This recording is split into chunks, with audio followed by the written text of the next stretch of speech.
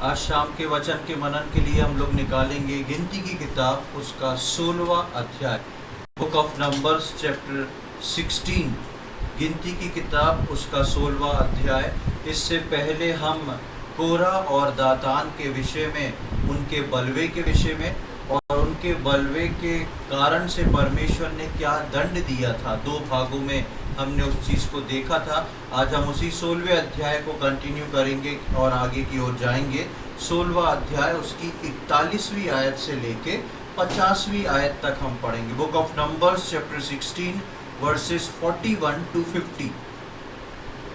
दूसरे दिन इस्राएलियों की सारी मंडली यह कहकर मूसा और हारून पर बुड़बुड़ाने लगी कि यहोवा की प्रजा को तुमने मार डाला है। और जब मंडली के लोग मूसा और हारून के विरुद्ध इकट्ठे हो रहे थे, तब उन्होंने मिलाप वाले तंबू की ओर दृष्टि की और देखा कि बादल ने उसे छा लिया है और यहोवा का तेज दिखाई दे रहा है।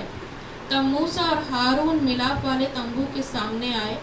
तब यहोवा ने मूसा और हारून से कहा, तुम उस मंडली के लोगों के बीच से हट जाओ कि मैं उन्हें पल भर में भस्म कर डालूं। तब वे मुंह के बल गिरे। और मूसा ने हारून से कहा, धूपदान को लेकर उसमें वेदी पर से आग रखकर उस पर धूप डाल।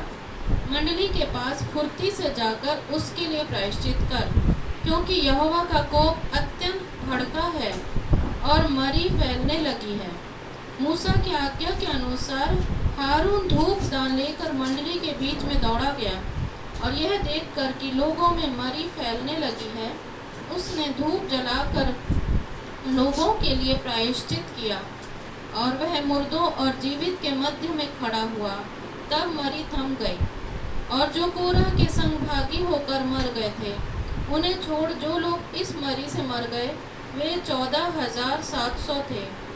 तब हारून मिलाप वाले तंबू के द्वार पर मूसा के पास लौट गया और मरी थम गई।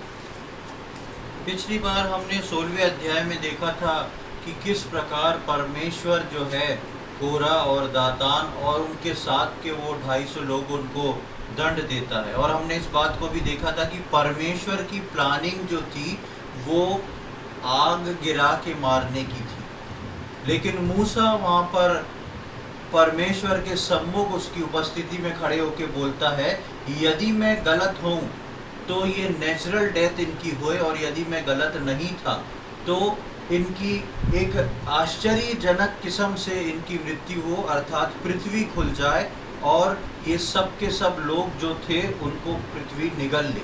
और हम देखते हैं कि वैसा ही हुआ। कोरा और दातान जो अपने परिवार, अपने कुटुंब समेत थे, बाइबल में लिखा है उनके पैरों के बीच में से ज़मीन का मुंह खुल गया और वो सब के सब जो थे उनको ले लिए अंदर। ज़मीन जो थी उन सब को निगल लेती और बाकी लोग जो थे, जो उनके साथी बन के आए थे, उन सबको परमेश्वर आसमान से आग गिरा के मार देता है। और उसी 16वें अध्याय में हम पढ़ते हैं, अब सब लोग जान गए हैं कि क्या परमेश्वर की इच्छा थी और परमेश्वर की ओर से मूसा एक चुना हुआ पात्र था, मूसा और हारून। लेकिन समस्या वहाँ के रहने वाले लोगों की ये थी कि वो कभी भी कुछ समझते नहीं थे, जबकि वो लोग बहुत बुद्धिमान हैं, सब प्रकार की समझ को रखते हैं, लेकिन परमेश्वर की बातें जो हैं वो बस उनको समझ में नहीं आती। और जब हम 16वें अध्याय की 41वीं आयत से पढ़ते हैं तो उसी बात को हम देखते हैं, एक और रिपीटेशन को देखते हैं। वो लोग इकट्ठे हैं, सब कुछ उनकी आंखों के सामने हो गया। जो परमेश्वर की ओर थे, जो हट गए उनके बीच में से वो बचा लिए गए, जो नहीं हटे वो कोरा और दातान के साथ जो थे वो ज़मीन खुल गई, उसके कुटुंब के लोग वो सब अंदर चले गए, और जो बाकी लोग उनके भागी थे उनको परमेश्वर ने स्वर्ग से आग गिरा के सबको ख़त्म कर दिया। लेकिन उसके बाद भी जिन लोगों ने अपनी आंखों से ये देखा और कानों से ये सुना, उसके बाद भी उन लोगों का हृदय जो है वो परमेश्वर के लिए परिवर्तित नहीं है। सब चीज़ों के लिए परिवर्तित है, बाकी सब चीज़ों के लिए बहुत बुद्धि है, बहुत ज्ञान है, लेकिन परमेश्वर के काम के लिए नहीं। जब हम देखते हैं इनकी ऐसी स्थिति तो हमको पढ़ते समय लगता है कि कैसे लोग हैं, इनको क्या दिख नहीं रहा था, ये कैसे लोग हैं, क्या इनको समझ नहीं आ रहा था। लेकिन मैं आपको एक बात बताऊं, बाइबल में इजराइलियों के बारे में जो इंसिडेंट्स लिखे हुए हैं वो जल्दी जल्दी लिख दिए गए हैं।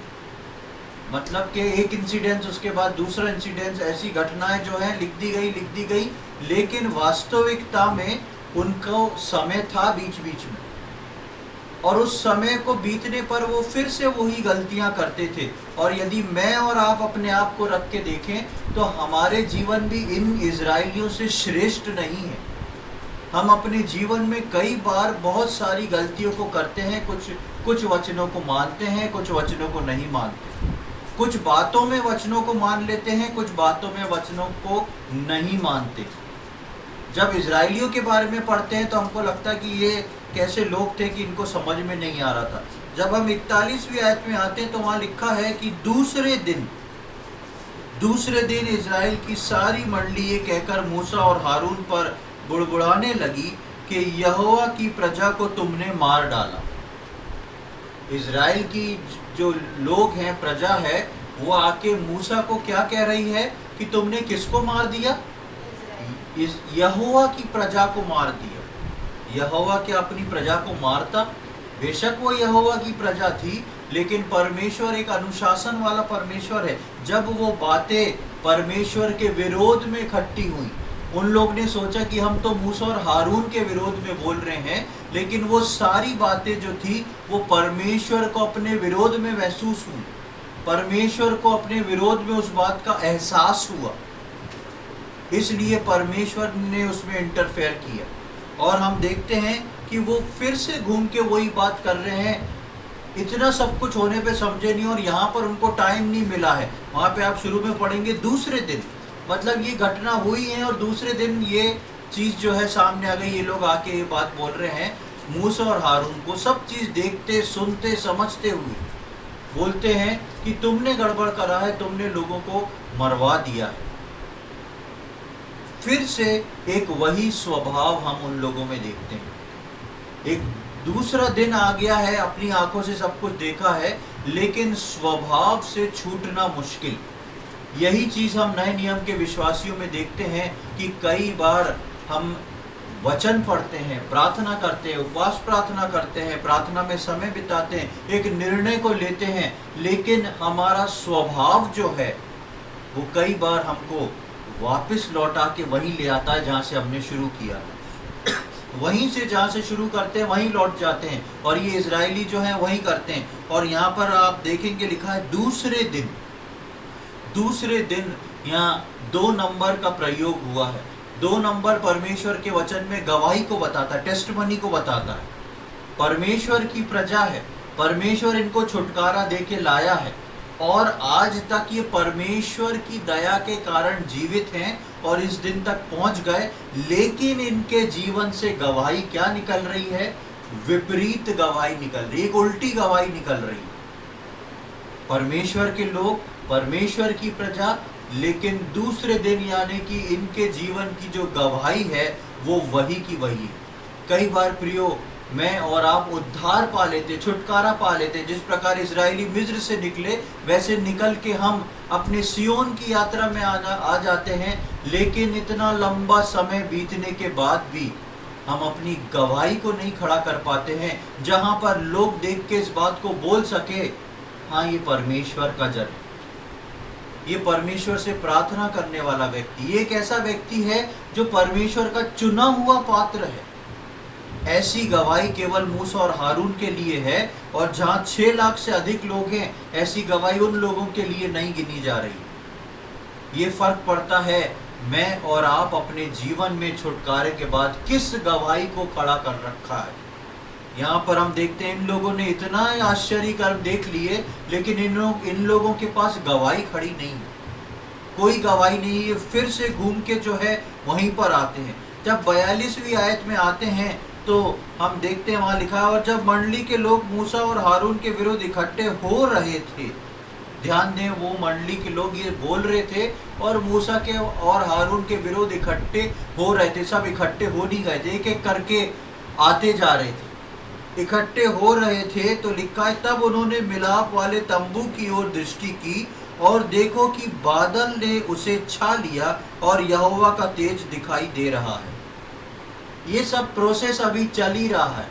ये लोग जो है कंप्लेन कर रहे हैं, ये लोग जो है मूसा और हारून के विरुद्ध इकट्ठे हो रहे हैं। फिर से वैसी ही मंडली बन रही है जैसे कोरा और दातान के समय बनी।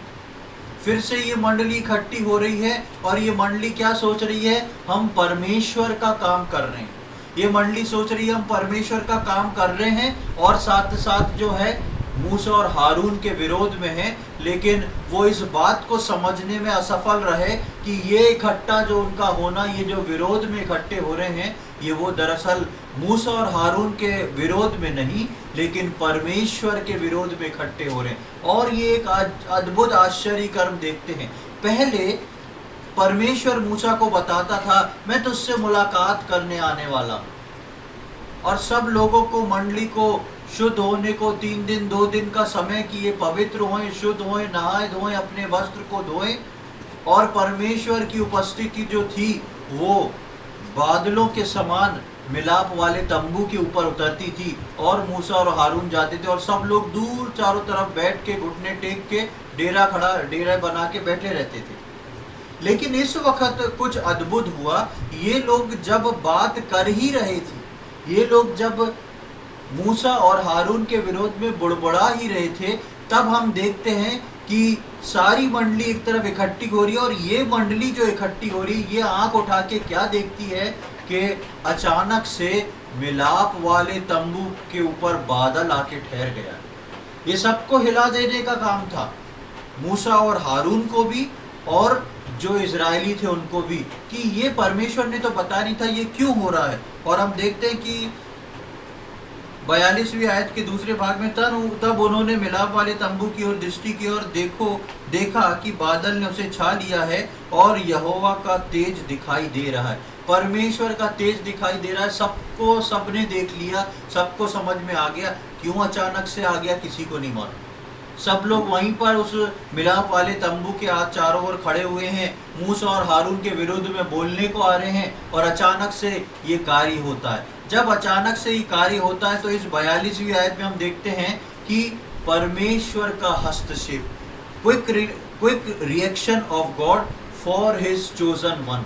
परमेश्वर का तुरंत एकदम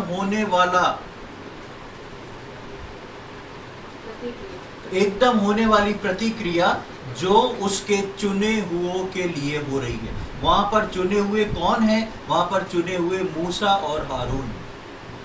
परमेश्वर अपने चुने हुए लोगों के लिए, परमेश्वर अपने लोगों के लिए जो मन से साफ है, जो मन से परमेश्वर के लिए खड़े हुए हैं, परमेश्वर उनके बोलने का इंतजार नहीं करता, परमेश्वर उनकी दोहाई देने का इंतजार नहीं करता।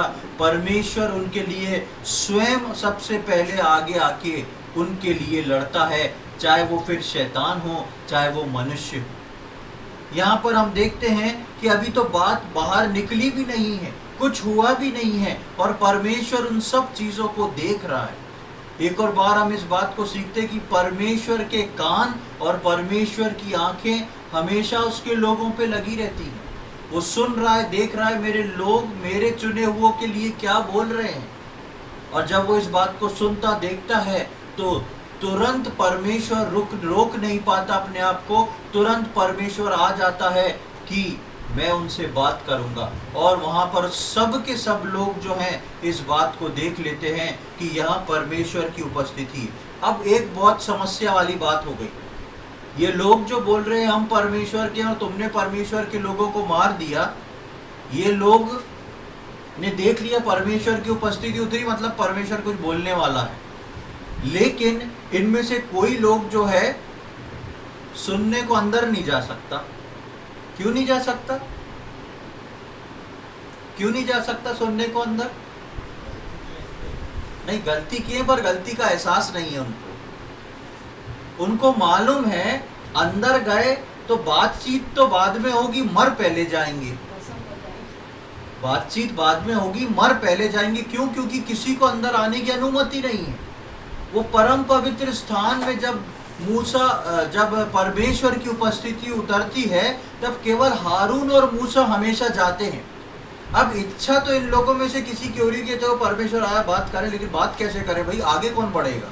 सब एक दूसरे बोले तुम जाओ तुम जाओ। कैसे कौन जाए? क्योंकि मालूम है जो गया वो मरा। अब परिस्थिति बड़ी विकट है। अब हम जब इसकी 43वीं आयत में आते हैं, तब मूसा और हारून मिलाप वाले तंबू के सामने आए।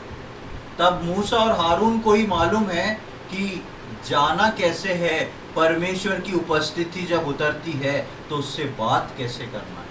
परमेश्वर का जन ही प्रियो इस बात को जानता है कि परमेश्वर से बात कैसे करना है। और ये परमेश्वर का जन हर विश्वासी बन सकता है। परमेश्वर का जन हर विश्वासी बन सकता है। ऐसा नहीं परमेश्वर ने एक जने को चुन लिया है। उस वक्त परमेश्वर ने मूसा और हारून को चुना था, लेकिन हर वो विश्वासी जिसने प्रभु यीशु मसीह को उद्धारकर्ता के रूप में ग्रहण किया है और कलीसिया से मिल गया है और एक पवित्र जीवन को बिता रहा है, वो हर व्यक्ति परमेश्वर से बात कर सकता है। लेकिन यहाँ पे इन लोगों के पास बातें बहुत थी, लेकिन परमेश्वर के पास जाने की हिम्मत और ताकत नहीं थी। यहाँ पर मूसा और हारून जो थे, केवल वही दोनों जो थे वो अंदर जाते हैं, वहाँ मिलाप वाले तंबू के पास पहुँच जाते हैं। परमेश्वर की बात सुनने के लिए, परमेश्वर की बात उसके चुने हुए ही सुनते हैं। परमेश्वर ने पूरी प्रजा को बुलाया था, पूरे इजराइलियों को मिस्र से निकाला था, लेकिन उसमें से मूसा और हारून को चुन लिया था अपनी बात बताने के लिए, अपनी बात सुनाने के लिए। और हम देखते हैं कि इन 6 लाख से अधिक लोगों में ही ये 2 जने थे जो काबिल थे कि परमेश्वर से जाके बात कर सके, परमेश्वर जो बोलता है उसको समझ सके।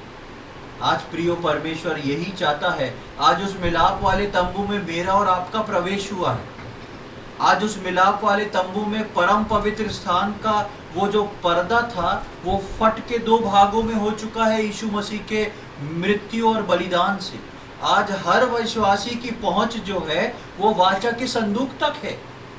आज कोई स्पेशल व्यक्ति नहीं है। बेशक परमेश्वर ने आज भी लोगों को चुना हुआ है, लेकिन परमेश्वर ने हर उस विश्वासी को चुना है जो उस मिलाप वाले तंबू में परम पवित्र स्थान में जाना चाहता है। अब इच्छा उस विश्वासी की है कि वो बाहरी आंगन में रह के प्रार्थना करके लौट जाए।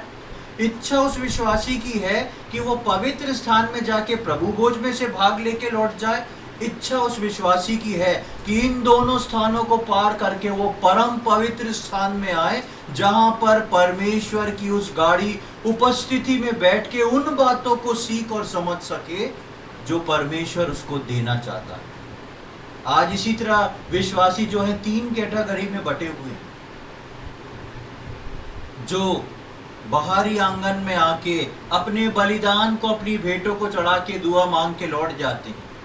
जो पवित्र स्थान में आके प्रभु भोज को लेके जाते हैं। पवित्र स्थान में हम जानते हैं 12 गोत्रों की 12 रोटियां रखी रहती थी, एक मेज रखी रहती थी जो प्रभु भोज को बताती है। हम उसके बारे में सीख चुके हैं पहले। और तीसरे विश्वासी वो होते हैं जो इन दोनों को पार करके परम पवित्र स्थान में जाके उसकी उपस्थिति में बैठना जानते हैं। परमेश्वर चाहता है मैं और आप इन इजराइलियों के समान बाहर से ना लौटें, बाहर से खड़े होकर परमेश्वर ना करें, लेकिन अंदर की गहराइयों में उतरें, परमेश्वर से बात करने वाले विश्वासी बने। इस बात से चिंता ना करें कि आप बोले मुझको परमेश्वर की आवाज सुनाई नहीं देती। कोई बात नहीं देती, लेकिन बेशक पवित्र आत्मा आपको अगुवाई करेगा, परमेश्वर का वचन आपसे बात करेगा। परमेश्वर आपसे और मुझसे बात करना चाहता है। और यहाँ पर हम देखते हैं 43वीं आयत में कि अंदर बाहर भीड़ खड़ी है, लेकिन अंदर मूसा और हारून ही जा पाते हैं, क्योंकि उन्होंने अपने आप को इतना नम्र और दीन करके तैयार कर लिया कि वो परमेश्वर की बातों को सुन सकें। 44वीं और 45वीं आयत में हम देखते हैं कि यहाँ पे कोई भी कन्वर्सेशन नहीं है। सीधी ये लोग गए अंदर और परमेश्वर ने अपना फैसला सुनाया। परमेश्वर ने क्यों फैसला सुनाया? कुछ प्रश्न आता है कि नहीं आप लोग के मन में है? आप देखेंगे 44वीं 45वीं आयत में लिखा है, तब यहोवा ने मूसा और हारून से कहा तुम उस मंडली के लोगों के बीच से हट जाओ। परमेश्वर बातचीत नहीं कर रहा, अरे भाई ये मैंने देखा, भीड़ आ गई, ऐसा हुआ वैसा हुआ। मूसा हारून अंदर गए, देखे क्या हो गया, अचानक प्रभु क्यों आ गया। प्रभु बोल रहा है कि तुम दोनों जो है इस मंडली से थोड़ा सा दूर खसक के खड़े हो जाओ। सीधा फैसला सुना रहा है। क्यों परमेश्वर सीधा फैसला सुना रहा है, सोच के देखें। हाँ, परमेश्वर ने उनके बुड़बुड़ाने को सुना, मतलब परमेश्वर को क्रोध आ गया। लेकिन परमेश्वर यहाँ मूसा हारून को कुछ बोलने नहीं देता है, क्योंकि मूसा और हारून बोलेंगे तो क्या बोलेंगे, हाँ, मूसा का ये पैटर्न है। जहां परमेश्वर नाराज हुआ, जब हम देखते हैं मूसा मुंह के बल गिर गया। मूसा ने कभी इस बात को नहीं देखा कि ये लोग तो मेरे विरुद्ध खड़े हैं। मूसा ने हमेशा इस बात को देखा कि ये लोग मेरे विरुद्ध नहीं, ये लोग परमेश्वर के विरुद्ध खड़े हैं। ये होती है एक स्पिरिचुअल साइट, ये होती है एक विश्वासी का आत्मिक नजरिया। अक्सर हम क्रोधित होते हैं, अक्सर हम दुखी होते हैं, अक्सर हम अपने आप को कष्ट पहुंचाते हैं कि ये विश्वासी ने मेरे साथ ऐसा किया है, ये व्यक्ति ने मेरे साथ ऐसा किया है, और हम उससे दूरी बनाते हैं, उसको अवॉइड करने की कोशिश करते हैं। लेकिन यहाँ पर मूसा जैसी इन प्रतिक्रियाओं को देखता है, मूसा हमेशा मुंह के बल गिर के परमेश्वर से बोलता, परमेश्वर इन्हें क्षमा कर। जबकि शायद मैं और आप हों तो क्या बोले, हाँ परमेश्वर इनको एक सबक सिखाना बहुत जरूरी है, बहुत ज्यादा हो गया है। लेकिन हम देखते हैं कि मूसा नम्र और दीन होके करता है। लेकिन मूसा ऐसा कुछ ना करे तो परमेश्वर ने क्या करा, सीधा फैसला सुना दिया, तुम अभी अलग हटो, अभी तुम अंदर आए। मूसा ने कहा परमेश्वर क्या हुआ, परमेश्वर सिर्फ मूसा और हमसे बोला तुम दोनों अलग हो जाओ, तुम दोनों किनारे हो जाओ। ये परमेश्वर ने इनको रोकने को किया। और 44वीं और 45वीं आयत में हम देखते हैं, 44 में तो लिखा है कि तब यहोवा ने मूसा और आरोन से कहा, 45वां, तुम उस मंडली के लोगों के बीच से हट जाओ कि मैं उन्हें पल भर में भस्म कर दूं। तब वे क्या करे, मुंह के बल गिरे। जैसे ही भस्म कर दिया, जैसे ही भस्म कर दूंगा परमेश्वर के मुंह से निकला, तो लिखा है तब वो मुंह के बल गिरे। परमेश्वर नहीं चाहता था कि ये सब अब प्रार्थना हो। परमेश्वर इतने क्रोध में था कि सीधे फैसले को सुनाता है। पर यहां से आप देखेंगे एक विश्वासी का आत्मिक टैलेंट, जिससे वो परमेश्वर से बात करता है। बहुत ध्यान से अब इसके आगे के चीजों को समझें और सीखें। यहाँ पर जैसे ही मूसा के कान में ये बात पड़ती है कि परमेश्वर ये निर्णय ले चुका है, परमेश्वर मुझे इतना समय नहीं दे रहा कि मैं बैठ के प्रार्थना कर लूं, परमेश्वर से बात कर लूं, कुछ बोल लूं, कुछ नहीं। तो मूसा कुछ भी नहीं करता है। मूसा चुपचाप मुंह के बल गिर जाता है। मतलब उसका वही है कि वो प्रार्थना करने को होता है। और 46वीं आयत में जब हम आते हैं, 46वीं और 47वीं आयत में वहाँ लिखा है, और मूसा ने हारून से कहा, मूसा ने हारून से कहा, धूपदान को लेकर उसमें वेदी पर से आग रखकर उस पर धूप डाल। अब ये दो लाइन बहुत खास हैं। मूसा वहीं पर बैठा है, मुंह के बल गिरा हुआ। मूसा को मालूम है एक तरफ मुझको परमेश्वर को देखना है, एक तरफ परमेश्वर से बातचीत करना, परमेश्वर को संभालना है, मुझे कैसे भी करके मुझे प्रार्थना करना है, चाहे कुछ हो जाए। और उसके साथ साथ मूसा हारून को बोल रहा है, जब तक मैं प्रार्थना कर रहा हूं यहाँ, क्योंकि मैं इस स्थान को नहीं छोड़ सकता, यहाँ परमेश्वर की उपस्थिति, मैं परमेश्वर से बात कर रहा हूं, प्रार्थना कर रहा हूं, तू एक काम कर, तू तुरंत बाहर निकल जा और वेदी पर से आग ले जा। ये कौन सी वेदी की आग है?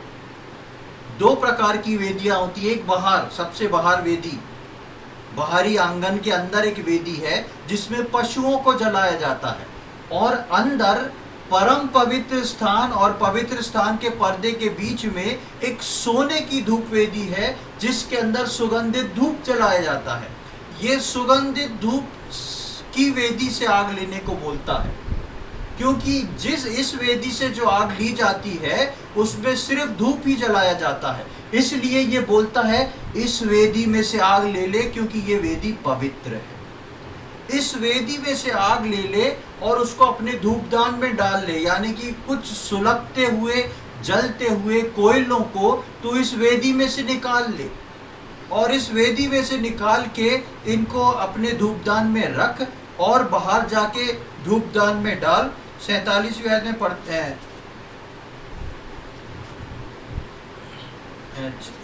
46 में हमने पढ़ा कि वेदी पर से आग रखकर उस पे धूप डाल, मंडली के पास फुर्ती से जाकर उनके लिए प्रायश्चित कर। उनके लिए तुझको प्रायश्चित करना है। और मूसा क्यों नहीं जा रहा है? क्योंकि मूसा इस बीच परमेश्वर से बातचीत करेगा। मूसा अपने स्थान को नहीं छोड़ रहा है और हारून को प्रायश्चित करने के लिए लगा रहा है, क्योंकि यहोवा का कोप अत्यंत भड़का है और मरी फैलने लगी है। मूसा और हारून अंदर हैं, उनको नहीं मालूम बाहर क्या हो रहा है, लेकिन मूसा को मालूम है बाहर क्या हो रहा है। मूसा ने परमेश्वर से बात करके परमेश्वर के तेवर को देख लिया कि परमेश्वर क्या करने जा रहा है। मूसा के पास अब समय नहीं है। मूसा बोलता है, तू तुरंत वेदी की आग में से इस आगे वाली वेदी जिसमें सुगंधित धूप जलता है, इससे आग ले, उसमें धूप डाल और बाहर जाके उन लोगों के बीच में खड़े होके उन लोगों के तरफ से तू प्रायश्चित कर, यहां से मैं प्रार्थना करूंगा। कितनी लगन है मूसा के अंदर अपने लोगों के लिए, ये उसका आत्मिक प्रेम है। बेशक वही लोग उसके विरोध में बार बार खड़े होते हैं, लेकिन मूसा जो है उन लोगों के लिए हमेशा तैयार है। उनकी नासमझी के लिए भी मूसा जो है पे करने को तैयार है।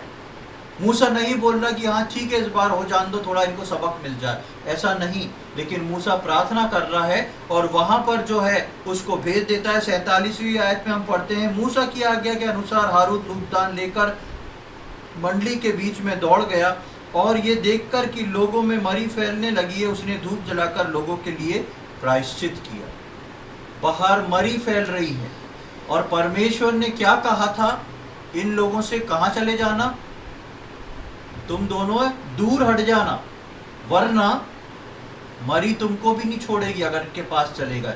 लेकिन ना केवल मूसा, लेकिन हारून के हृदय को आप देखिए। हारून अपने जीवन को मृत्यु के ऊपर रख के पहुंचता है। हारून जो है केवल मूसा ही नहीं काम कर रहा, लेकिन हारून को मालूम है मैं ये जो काम कर रहा हूं इसमें 101% रिस्क है। धूपदान लेके मैं जा रहा हूं, धूपदान दूर हो गया, धूपदान गिर गया, मैं इन लोगों के ज्यादा करीब हो गया तो इनके साथ मैं भी भस्म हो जाऊंगा। ये मरी मुझको भी ले डालेगी। और ये मरी एक ऐसी छाया के समान फैल रही थी कि जिस जिस पे आती जा रही थी वो मरता जा रहा था। परमेश्वर के लोग जो हैं परमेश्वर के लिए रिस्क भी उठाना जानते हैं। परमेश्वर के लोग जो हैं परमेश्वर उनको सामर्थ्य से भरता है, ताकत देता है। लेकिन यहाँ तो परमेश्वर ने दोनों को अलग होने को कहा था, लेकिन फिर भी वो अपने पूरे हृदय की गहराई के साथ, उस सच्चे प्रेम के साथ जाके उन लोगों के लिए पश्चाताप करना शुरू करता है। और जब हम उसकी 48 से 50वीं आयत तक पढ़ते हैं तो वहाँ पर लिखा हुआ है, और वो मुर्दों और जीवितों के मध्य में खड़ा हुआ, तब मरी थम गई और जो कोरा के संग भागी होकर मर गए थे उन्हें छोड़ जो लोग इस मरी से मर गए वे 14,700 थे। जब तक ये करता, जब तक ये प्रक्रिया चलती, तब तक परमेश्वर का क्रोध काफी फैल चुका था। और इतने लाखों लोगों के लिए प्रायश्चित करना, लाखों लोगों की भीड़ में एक आदमी दौड़ रहा है, कैसे उसको मुश्किल हो रही होगी, कौन जिंदा है कौन ऐसा है, इनके बीच में से छोड़ के ऐसे उसको पार करके जाना है जिंदों और मरों के बीच में से। मतलब उसका रास्ता सीधा नहीं है, ऐसा जिगजैग है, ऐसे करके जा रहा है।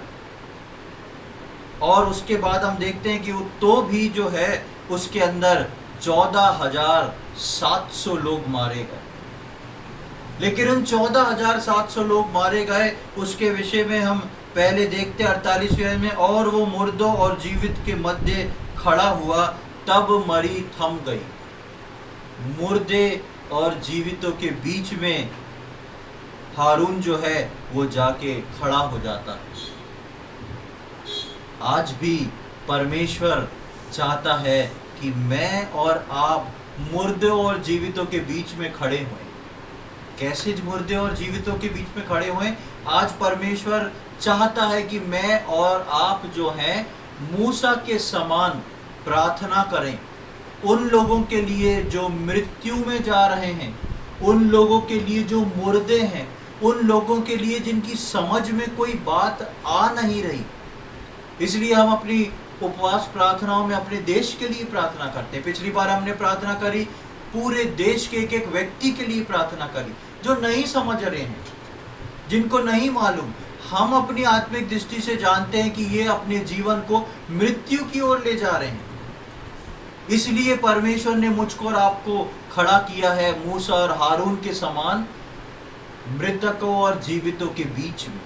जीवित कलीसिया के लोग हैं, मृतक हो सकता है आपके घर में हुए, मृतक हो सकता है आपके समाज में हुए, मृतक हो सकता है आपके देश में हुए, मृतक हो सकता है आपके रिश्तेदार में हुए, मृतक हो सकता है आपके फैमिली फ्रेंड में हुए, कहीं पर भी हो। ये मृतक असल में मृतक नहीं है, ये मृतक वो हैं जिन्होंने यीशु मसीह का जीवन नहीं पाया।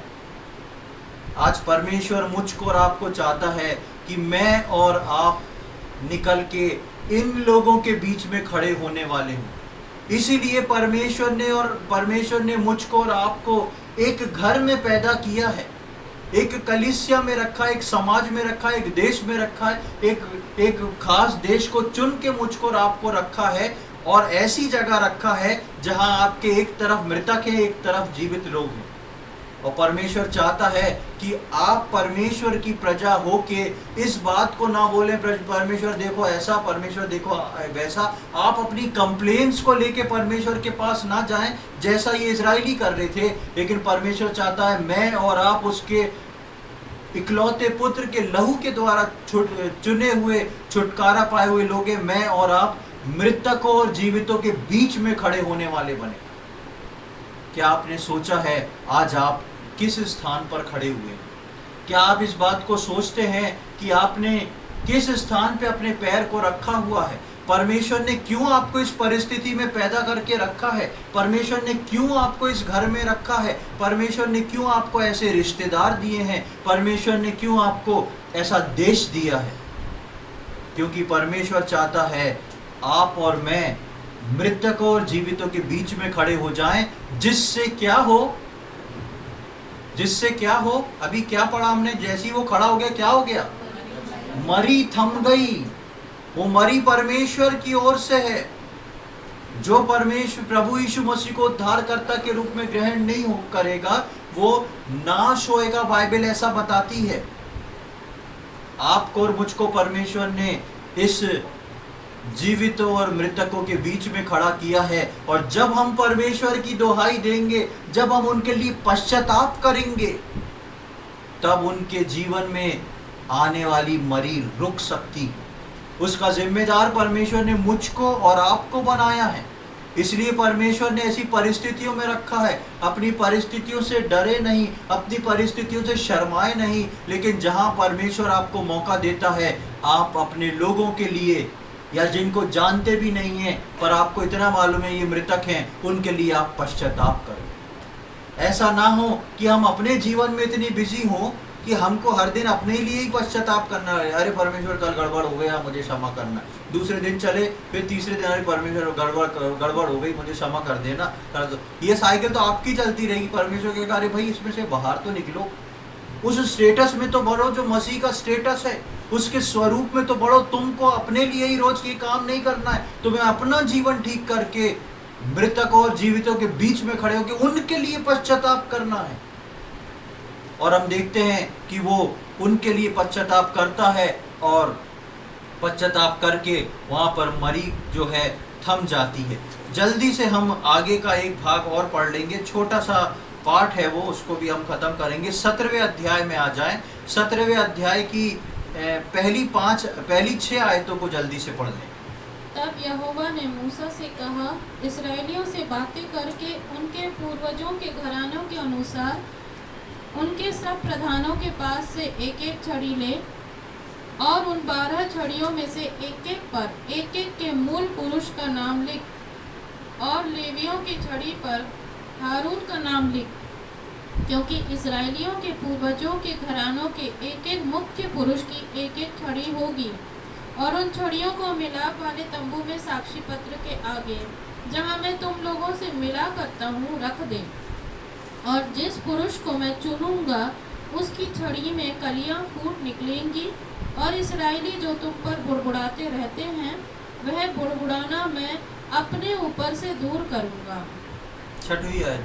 अतः मूसा ने इस्राएलियों से यह बात कही, और उनके सब प्रधानों ने अपने अपने लिए अपने अपने पूर्वजों के घराने के अनुसार एक एक छड़ी उसे दी।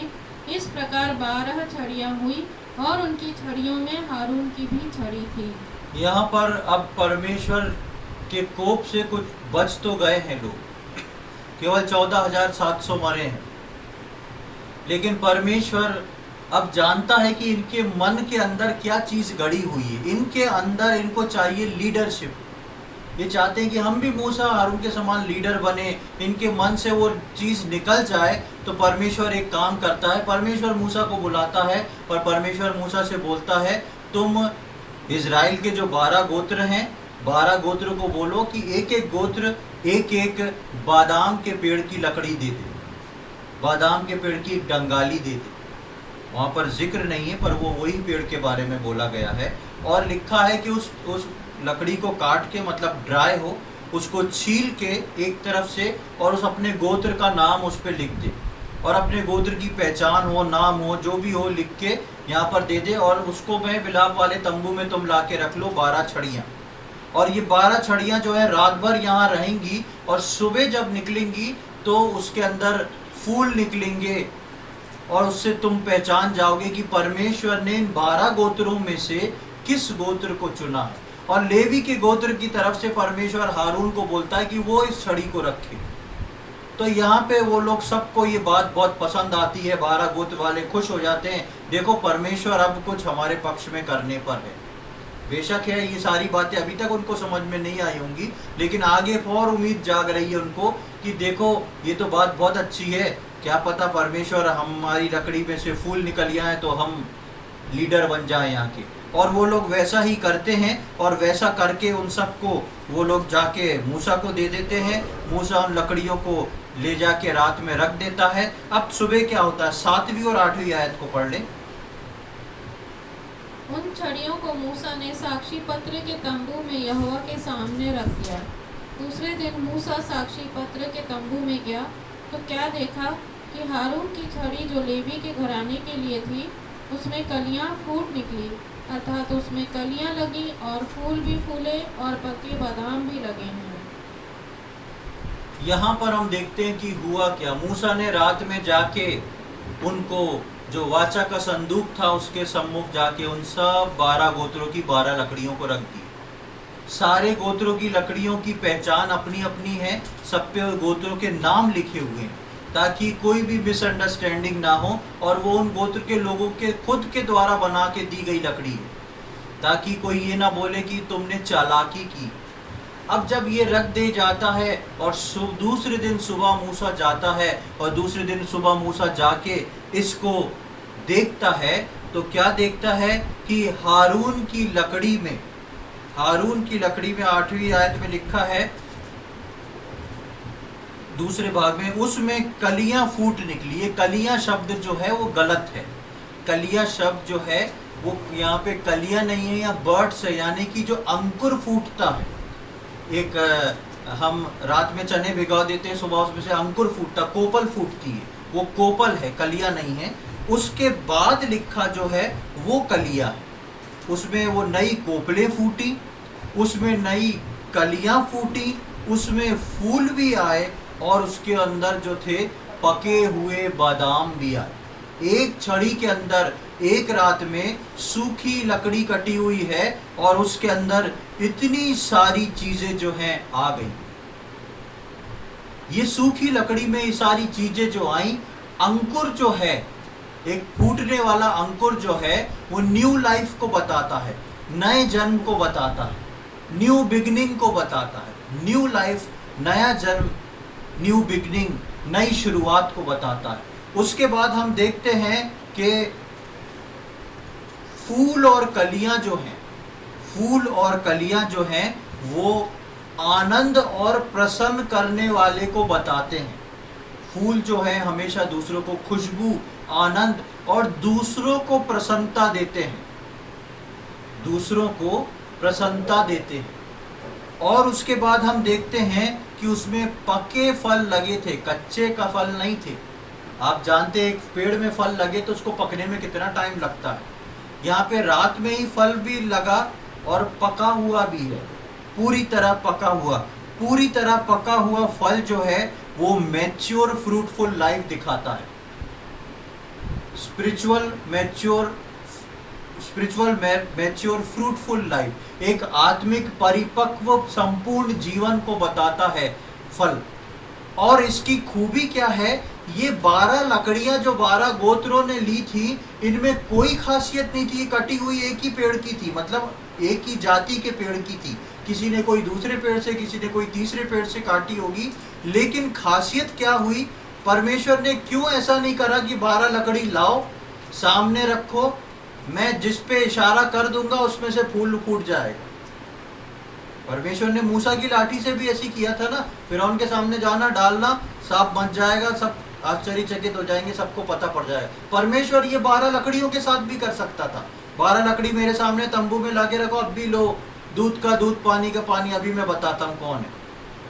परमेश्वर ने बोला इसको रात भर रख दो। एक रात का समय परमेश्वर ने रखने को दिया, और रात भर ये किसके सामने रखे रहे, रात भर ये वाचा के संदूक के सामने रखे रहे, जिसके अंदर साक्षी पत्र था और एक मर्तबान के अंदर मन्ना रखा हुआ था। यानी कि ये 12 लकड़ियां जो थी, ये 12 की 12 लकड़ियां, 12 नंबर जो है कंप्लीटनेस को बताता है। 12 नंबर कंप्लीटनेस को, परिपूर्णता को बताता है। लेकिन केवल नंबर से ये परिपूर्ण नहीं थे 12 के 12। ये जब साक्षी पत्र के सामने रखे जाते हैं, उस मन्ना के सामने रखे जाते हैं, तो इनकी जांच हो जाती। ये 12 गोत्रों की लकड़ियां तो रखी हैं, लेकिन रात भर ये उस जगह पर रखी हैं जहां पर परमेश्वर की उपस्थिति है। परमेश्वर इनको जांच रहा है और जो उसके काबिल है उनको बना रहा है। मुझको और आपको भी परमेश्वर ने उद्धार दे के, मुझको और आपको परमेश्वर ने वाचा के संदूक के सामने रखा हुआ है, उसकी व्यवस्था के सामने रखा है। प्रभु मन्ना जो प्रभु यीशु मसीह है उसके सामने रखा है, और वचन के सामने रखा हुआ है। और इससे एक विश्वासी जो है तैयार होता है। हो सकता है आप उन 11 गोत्र की लकड़ियों के समान हो जिसमें कुछ भी हलचल ना हो, और हो सकता है आप उस 12वें गोत्र के, हारून के गोत्र के, लेवी के गोत्र के समान हो, जिसमें एक रात काफी है और जिसके अंदर अंकुर फूट रहे हैं।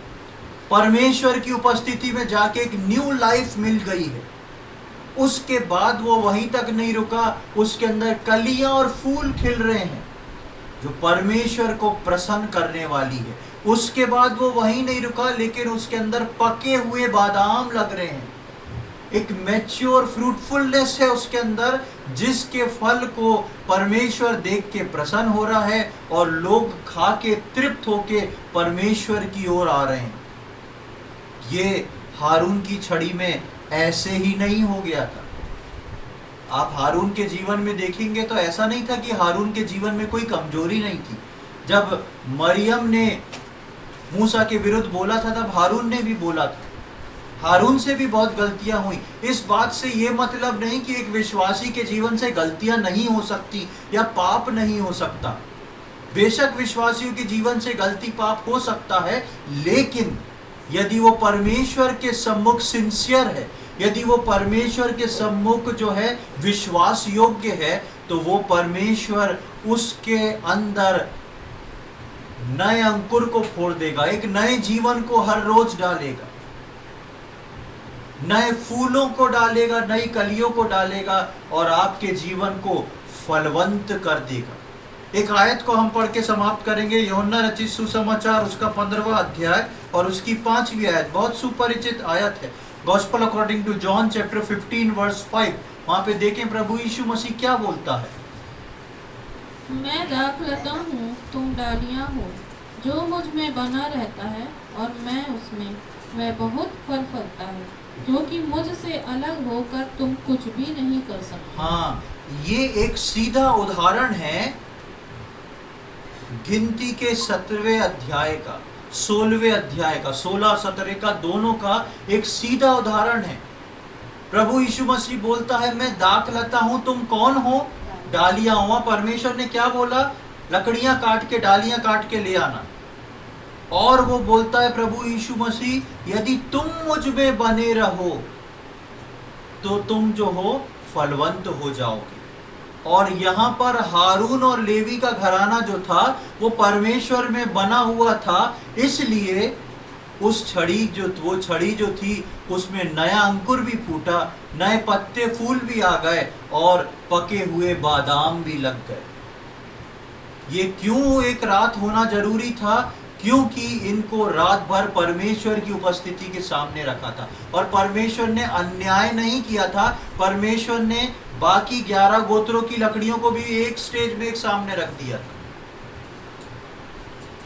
पूरे के पूरे 12 गोत्र की लकड़ियां जो थी वो वाचा के संदूक के सामने थी, लेकिन फल एक में ही आया। आज कलीसिया में हो सकता है बहुत सारे विश्वासी हों, वही वचन रोज सब सुन रहे हों, वही एक रोटी और दाखरस में से, प्रभु भोज में से भाग ले रहे हों, लेकिन आपका जीवन जो है वो अंकुरित तब होगा, फूले फलेगा तब, मैच्योर फल उसमें तब लगेंगे जब आप उसके अंदर अपने आप में उसको अपने में बसने दोगे और आप उसमें बस जाओ। इसलिए यीशु मसीह बोलता मैं दाखलता तुम डालियों, मुझसे अलग रह के तुम कुछ नहीं कर सकते। ये 12 गोत्रों की छड़ी जो रखी थी, इनमें से 11 परमेश्वर के साथ चलते तो थे, उसकी अगुवाई में चलते तो थे, लेकिन परमेश्वर से अलग थे, उसके मन से अलग थे। इसी प्रकार विश्वासी मंडलियों में, कलीसियाओं में और कई विश्वासियों के जीवन में ऐसा होता है, परमेश्वर के साथ साथ चलते तो हैं पर मन से उससे अलग हैं। इसलिए जीवन जो है नई कोपल नहीं फोड़ रहा, पुराना सड़ने वाला जीवन है।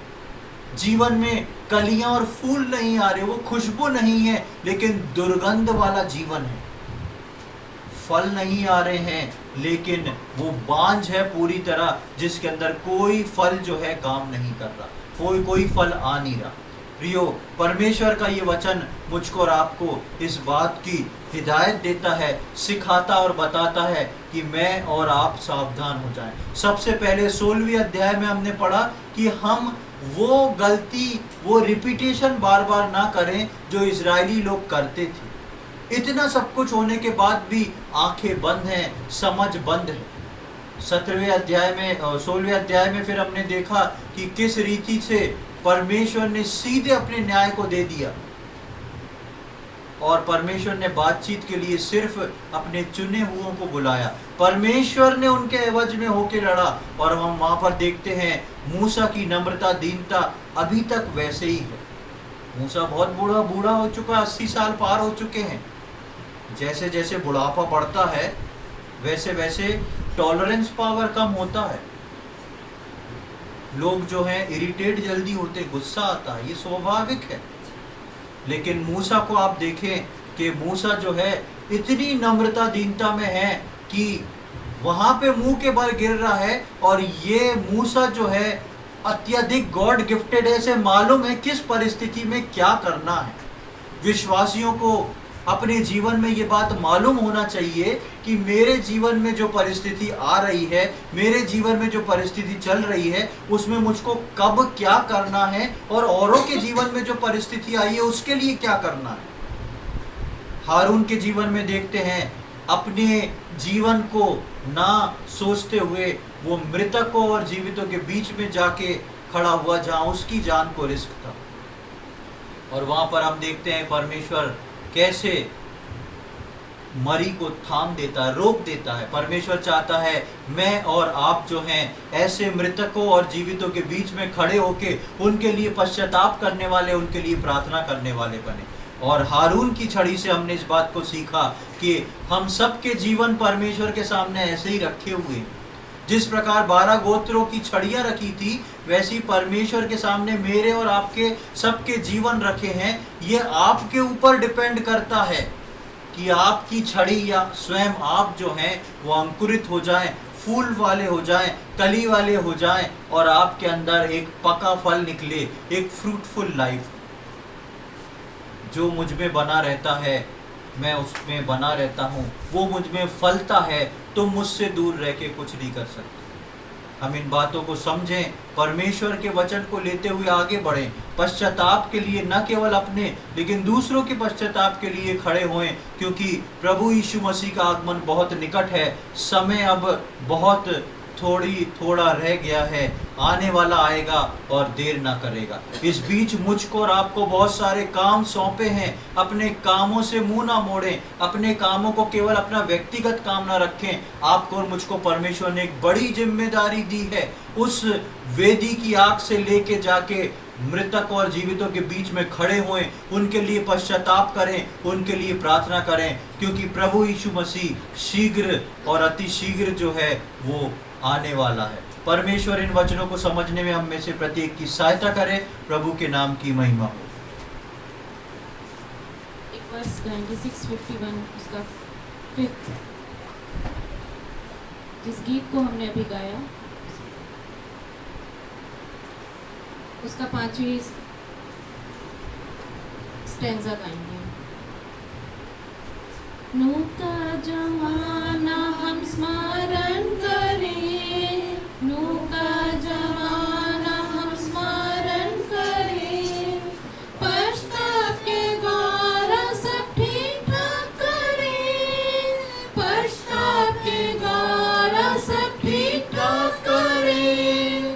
छुटकारे का दिन अब तो नजदीक है, उसके बाद आनंद विश्राम होगा। छुटकारे का दिन अब तो नजदीक है, उसके बाद आनंद विश्राम होगा। समय अब थोड़ा बाकी रहा, समय अब थोड़ा बाकी रहा, आने वाला यीशु शीघ्र आएगा, आने वाला यीशु शीघ्र आएगा। जरा भी देर ना करेगा, जरा भी देर ना करेगा। आइए हम प्रार्थना करेंगे। प्रभु जी, हम धन्यवाद देते हैं सुंदर समय के लिए। एक और बार आपने हम सबके जीवनों में ये अवसर प्रदान किया प्रभु, आपके वचनों की छाँव में बैठ के हम आपके उन गंभीर वचनों को सुन सके, सीख सके। प्रभु हम धन्यवाद देते हैं। अद्भुत परमेश्वर आप हैं, अद्भुत युक्ति करने वाले परमेश्वर आप हैं। प्रभु जी, आप अन्याय को, गलत चीज़ को सहन नहीं करते हैं। प्रभु हम धन्यवाद देते हैं मूसा और हारून के जीवन के लिए। लाखों की भीड़ में प्रभु आपने 2 जनों को चुना और वो दोनों जने विश्वास योग्य रहे। प्रभु आज जिन वचनों को हमने सुना और सीखा है, हम प्रार्थना करते हैं हम में से जितने लोग यहाँ पर बैठे हैं, जितने लोग वचन ऑनलाइन सुन रहे हैं, एक एक जन के लिए हम प्रार्थना करते हैं प्रभु जी कि हमारे जीवन ऐसे हों कि हम अपनी जिम्मेदारियों को समझते हुए प्रभु उस मृत्यु और जीवितों के बीच में खड़े होकर पश्चाताप कर सकें, ताकि वो मरी फैलने से रुक जाए। प्रभु जो मरी हमारे देश में, जो मरी हमारे दुनिया में, जो मरी हमारे समाज में फैल रही है, उसको हम यीशु मसीह के नाम से रोकते हैं।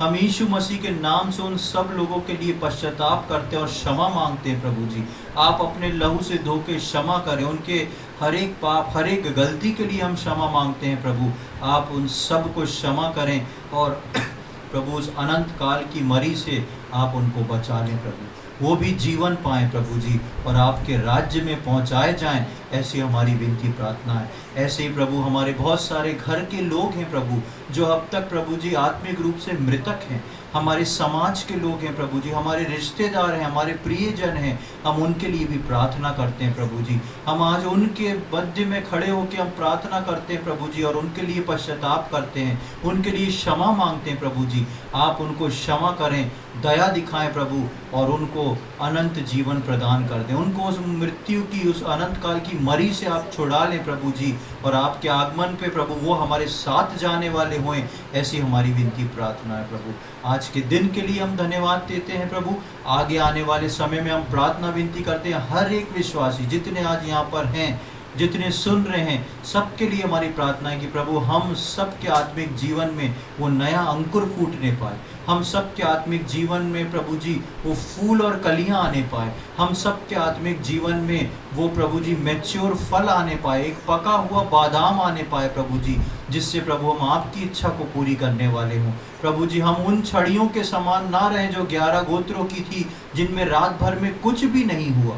प्रभु हम उन छड़ियों के समान बने जिसमें हर दिन हम फलवंत होते जाएं प्रभु जी, और आपके उपयोग के पात्र बन जाएं, ऐसी हमारी विनती प्रार्थना है। आज के दिन के लिए हम धन्यवाद देते हैं, आपने हमारी प्रार्थना को सुन लिया है, उसके लिए धन्यवाद देते हैं। सारी बातें अपने उद्धारकर्ता प्रभु यीशु मसीह के पवित्र और मीठे नाम से मांगते हैं, आमीन।